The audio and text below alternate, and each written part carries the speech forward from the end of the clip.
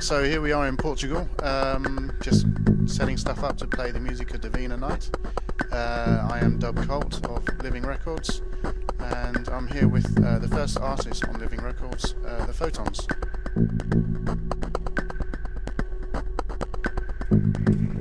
Yeah, so I mean the reason I did Living Records in the first place was I've always been into kind of variety of music. It's always been kind of centralized on techno, but techno is so broad, and even within minimal techno, you know, it's kind of lost its meaning because so much of it around that scene is not really that minimal. But even so, there was a whole host of artists that I kept finding on MySpace mainly, and also my own kind of taste in music that doesn't fit into any niche, even something as broad as what minimal has now become. So I started the label to give a voice to that kind of music. So the first release really is really diverse. The first track that really inspired me to get going, and I left a comment on their MySpace and never looked back since, was Alpha, and that's 104 BPM, and it's seriously dark, cinematic, big, heavy tune. It's almost the opposite of minimal, really.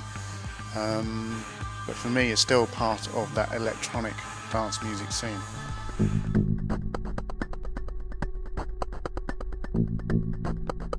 I was actually in a band when I was at school, and my responsibility was telling them to turn the bass up. Yeah. But they were more onto the trancey side of things, and their responsibility was to turn the bass down. So it was a bit of a struggle. But we actually did a live gig as a band, and I was playing the bass, well, one string. And there was a guy there playing hip-hop records, and I thought, actually, that looks a lot easier.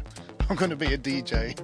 So I thought actually DJing would be my way into music, and then from there I always had it as a plan to start producing music.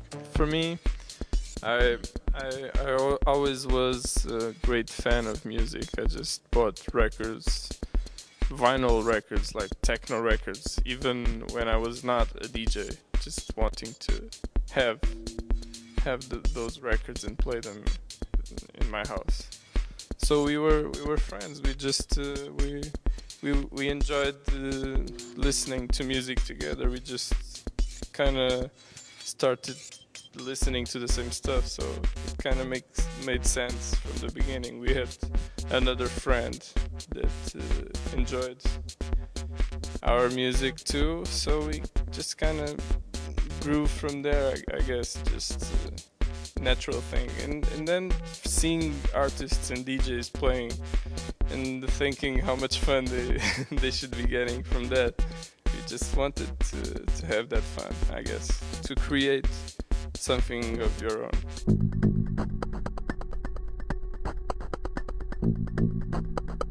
Working as a pair, it's actually more fun than DJing alone, because you kind of push the DJ set into different directions and gets varied in terms of sound. And I think people usually like DJ sets from us more when we play together.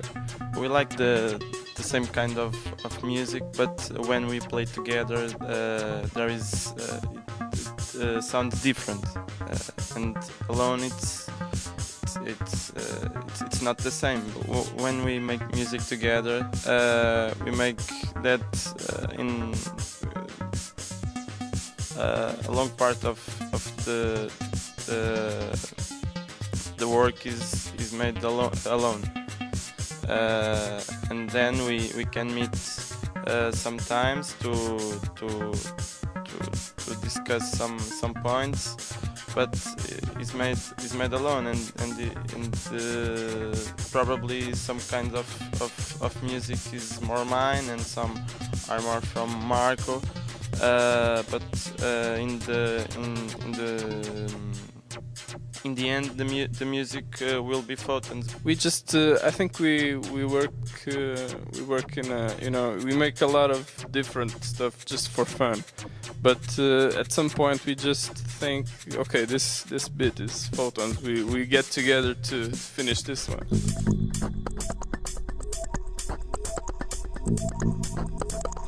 I usually start with melodies and then add beats, or just a bass line or something, a sound. Not really start with kicks and stuff. And usually when I receive music from Miguel, it's usually beats, and then we kind of go from there.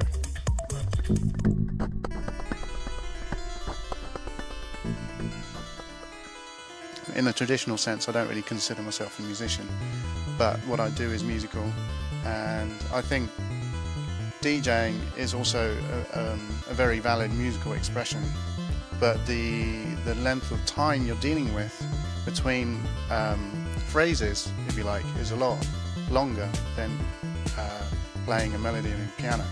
Because each tune is about 3 or 5 minutes between mixes, and each one of those is almost like one note in a melody. So it's hard for a lot of people to see that you're actually doing something creative and musical because the time frame is a lot longer. But every note you play, you're looking and seeing what the audience is responding to and how they're responding to it. And the next note you play is totally relevant to how people responded to the previous one. I think that's quite an interesting opportunity to do that.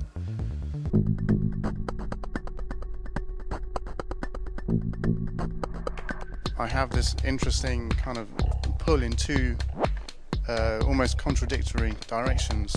One is kind of constant change, constantly surprising kind of music, contrasted with that trancey, monotonous, absolute minimal beat. And I always find myself kind of inspired and you know, sometimes kind of jealous of DJs that manage to play like a very pure set and get something else comes out of it, even though, you know, on the surface it might seem like pretty boring playing a very restricted type of music. It does enable you to kind of enter into this kind of magical, hypnotic space, and at the same time, you know, I'm in awe of DJs that play whatever they want all across the board and they get away with it, and people go with them, you know, on the journey wherever they take them. And the James Holden, like you mentioned before, you know, he does it really well, and he's always done that, and he's been passionate about the music that he plays, and he plays it regardless. I think that's a real inspiration as well.